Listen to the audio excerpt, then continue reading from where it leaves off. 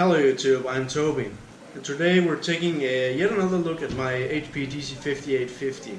Now this is one that I played around with a while ago, and I finally got around to upgrading it actually. Now the computer is currently configuring Windows Update, so I figured this might be the perfect opportunity to explain the purpose of this video.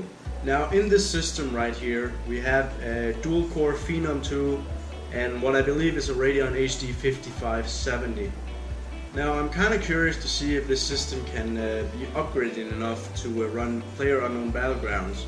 And to do this, a YouTuber named Gribbon92 was gracious enough to send me a quad-core Phenom II, which should give us somewhat of a decent chance at this. Furthermore, I've purchased a GT 1030 just to give this thing a fighting chance, and I'm actually hopeful to actually get this thing to a point where it's actually useful today.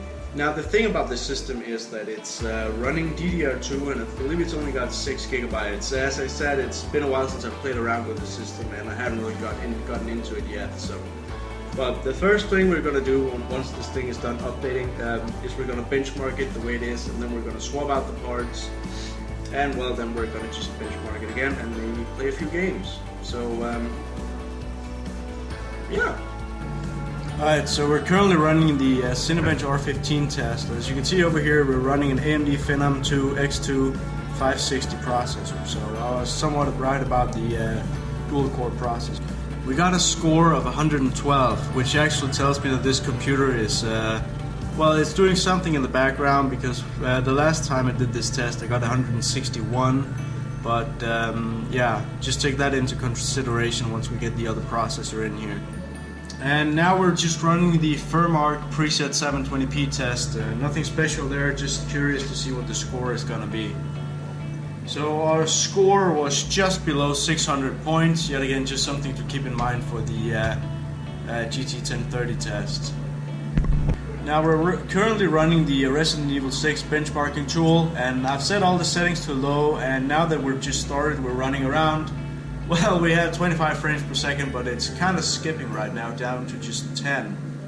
For some reason my camera wasn't recording before, but we got a score of 2,493. All that's left to do is pretty much just take the system apart and, well, switch out the parts. Alright, so this right here is the internals of the system. We have the CPU under here, and this is the graphics card. That's pretty much all we're going to be touching on today. Okay, so I think I figured out why we got such a low Cinebench score.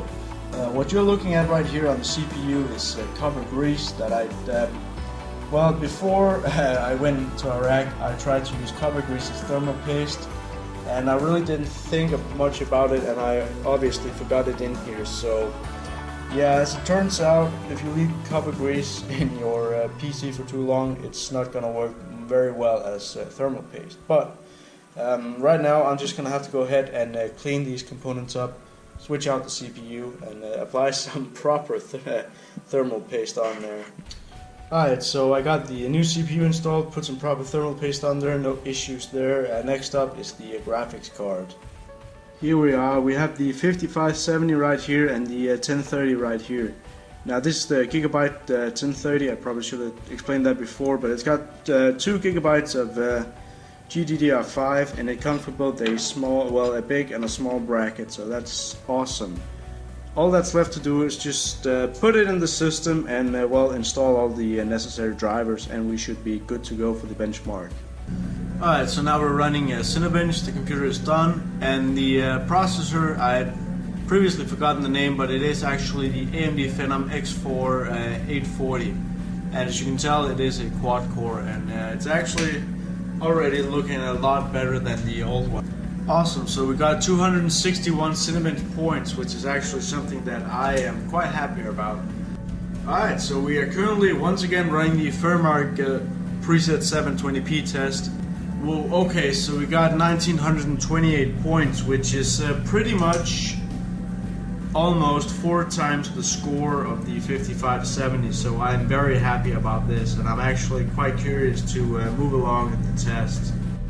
And now it's time for the Resident Evil 6 benchmarking tool.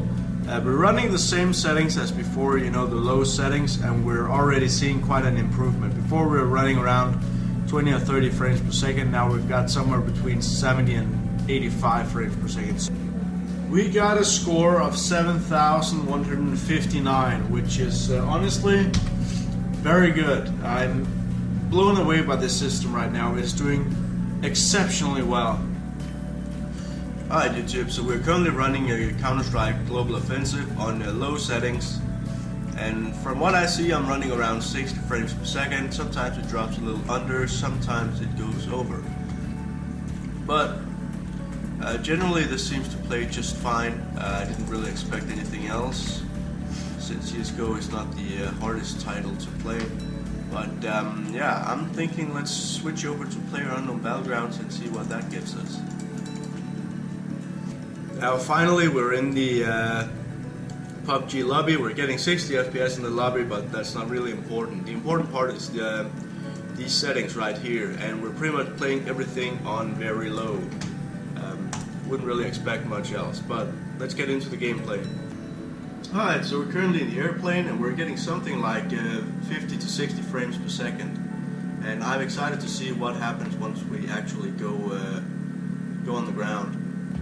Now as we're getting closer to the ground, the frame rate is honestly dropping. I'm at 12 frames per second right now. This is not looking good. I might be having some issues here. Oh, this is going to be a horrible experience. I don't have any sound, so I can't really tell if I'm the only one here.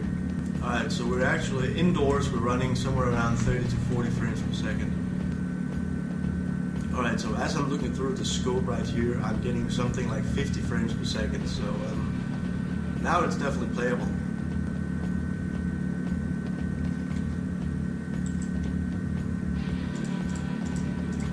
Alright, so we're currently in a firefight, and I died. Well, awesome. Well, I guess that's that. Alright YouTube, so that was my video on my HP DC5850. Once again, thank you very much to Grim90 for providing me with the processor for this system. Now, truth be told, I don't think this was a fair test of the GT 1030, so don't think for a second that this was the maximum performance of the GT 1030. And the reason for this is because I'm running an old processor. I'm running 6 GB of RAM, and it is DDR2, so it's a fairly old system. Furthermore, the system has 2 old hard drives in it. There's no SSD or anything, so I solely believe that the 1030 can do way better than outside of this system that actually performed in this system. Now, this video isn't over yet. As I explained, I believe the Phenom processor and the RAM in the HP PC was holding the 1030 back. So I went ahead and took the 1030 out of the HP PC and put it in my old home theater PC that I've just got standing around now. Anyway, my old home theater PC is also just running 6 GB of RAM, but it is DDR3, and the processor is some quad-core Athlon that's just got a little more juice than the Phenom that's in the HP. Now, when I ran the Resident Evil 6 benchmarking tool on the HP, we got just above 7,000 points, and when I ran it, same settings, when I ran it on the HD PC, I got just short of 9,000, so already we can see a huge difference between the two systems. So right now I am installing PlayerUnknown Battlegrounds on the HD PC, and I'm actually hopeful for this. I actually think this might be playable on this system, but not on the HP. Alright, so we're in the PUBG settings menu, and it's actually auto-filled a lot of these to medium. I'm gonna put them all on low. As I recall, it was on very low during the the HP test, so I figured we just try to run them on low this time around. But let's get into the game. Now we're currently in the airplane running around 60 frames per second. It's going to be interesting to see once I come down here what our frame rate is going to be. Alright, so we're getting closer to the ground. There's a little stuttering right there. We're down at 19 frames per second, and we're running around 50 now. There's a lot of jumping around in these frame rates right here. Alright, so when I was back in the little city back there, I was getting some drops down below 30 frames per second.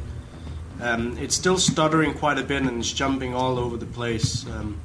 Yeah, there was a spike down to just around the 20 frames per second mark, so Well, the system is definitely fighting for it and doing okay, but I wouldn't really recommend this. It's not very enjoyable, to be honest. With the explosion and all that, we're still running a pretty decent frame rate of around 40 to 50 frames per second, so it's not too much of an issue. Alright, so in general, PUBG on the 1030 is living on the edge. Well, at least on the Athlon system it was playable, but at times not quite enjoyable. However, when we're speaking about the old HP DC5850, the system's just too old.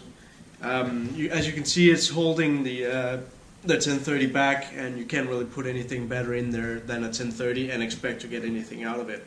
So I think it's fair to say that the old HP it's pretty much met its limit. There's not really anywhere else to go with it. It's a dying system, but for what it's worth, it was fun to play around with and fun to see this limit in action. Now, I hope you enjoyed this video. If you have any questions, just ask them, and thank you very much for watching.